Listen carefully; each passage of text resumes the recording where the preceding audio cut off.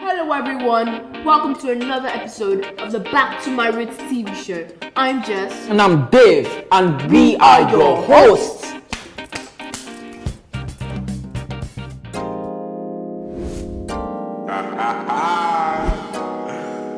You know the vibes, son. Yo, why are you sounding like that? Getting ready, it's time. Time for what? It's time.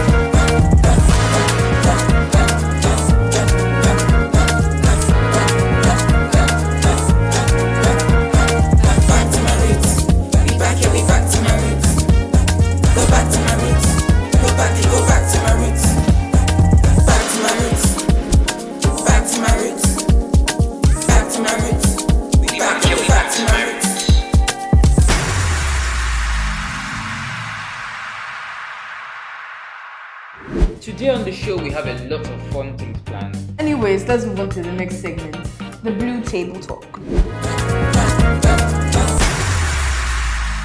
Is it an interview? Or our point of view. All in all, it's for your view. Welcome to the Blue Table Talk. Now today, we have a very special guest. A producer. Produced for many of the greats. Produced for myself as well, because I am also one of the greats. We have the one and only Fam, the one and only G. Femi, famakinwa, aka Bozzyland. Hi. How are you doing, my bro? Fine, bro. We good. Yeah. So, fam, just enlighten us on what it is that you do. Yeah, as you all know, I'm a producer. I make sounds, sounds like genres of Afrobeat, lo-fi, trap. I'm still learning, but still in the creative process.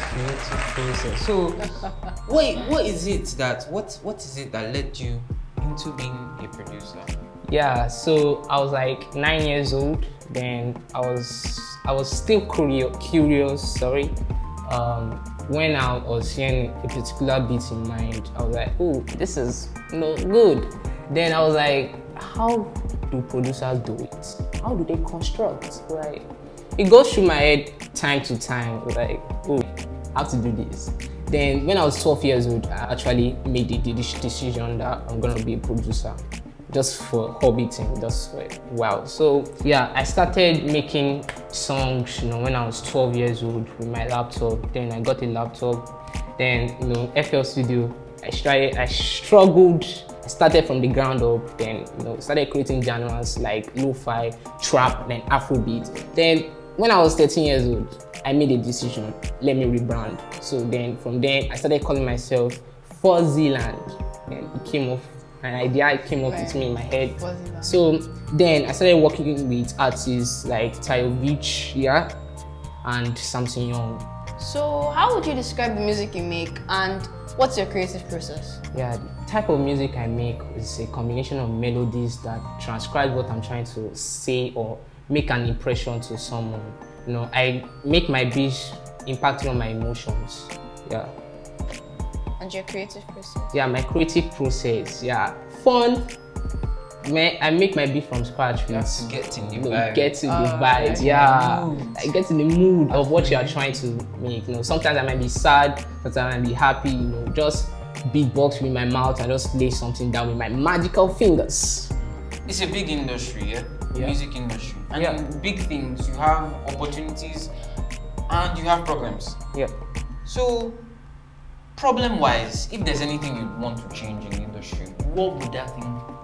Yeah, I would actually want the industry to actually have an open platform for people like me, young people like me, who don't have the resources to actually start up their own producing businesses actually.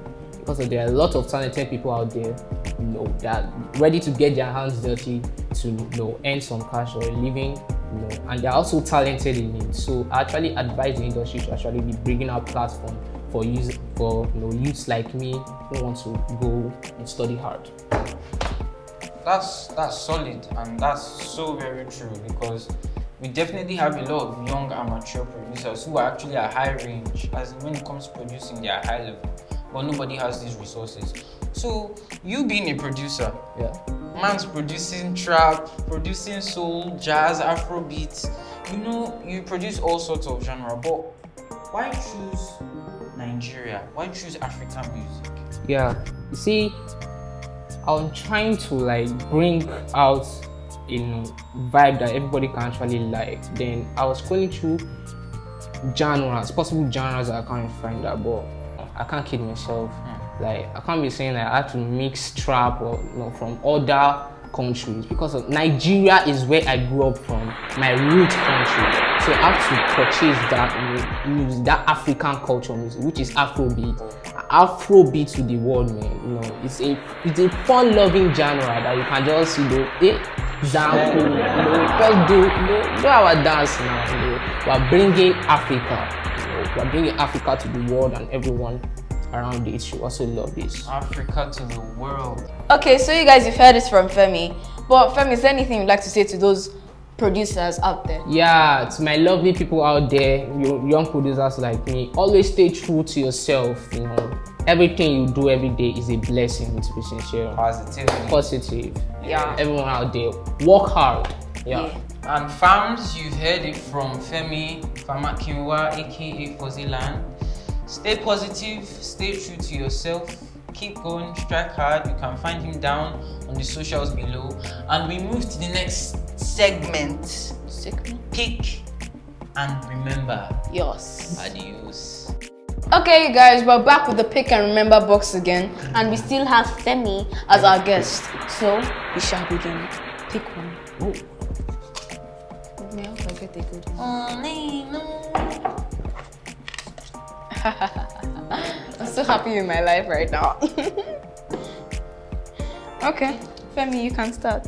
Okay. So, when was the last time you cried and why? Hey. Well, the last time I cried was when I did something very stupid to my mom, and she just slapped my head.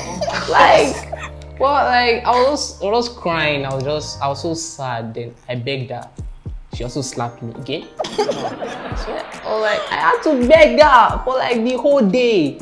Then she was not like, "Oh, mommy, maybe just go and take that chilled Coke inside the freezer." Wow. But she's still our mother. You should definitely cry more often if you're going to get next time. Okay, what was the funniest situation you found yourself in? Okay, it was funny, it was sad, and it was scary at the same time. We were driving to go over to our cousin's house, and we were driving straight on the highway in the evening, and we saw the board that said, "Welcome to Ibadan, goodbye Lagos." Just like, bruh. So that was scary, funny, and sad at the same time, because I cried and I was laughing and crying again. So You were just confused. That was confusing. Okay. Do you prefer to be a nerd or the popular person? Well, actually, Sorry, repeat that again. Nerd. Okay. Do you prefer to be a nerd or the popular person? But in school, in my class, I'm not a nerd and I'm not a popular person. I'm just that one girl that the whole class knows. So you're a nerdocular person. I guess so. Nerdocular. Okay, peoples, we will be wrapping up. Yep. Wrapping up. This is what I rap. Like producer rap. As in, I get you. Okay. It's funny. It's a funny guy. Okay, we are wrapping up, and we will see you when I see you. Goodbye, guys. Peace out.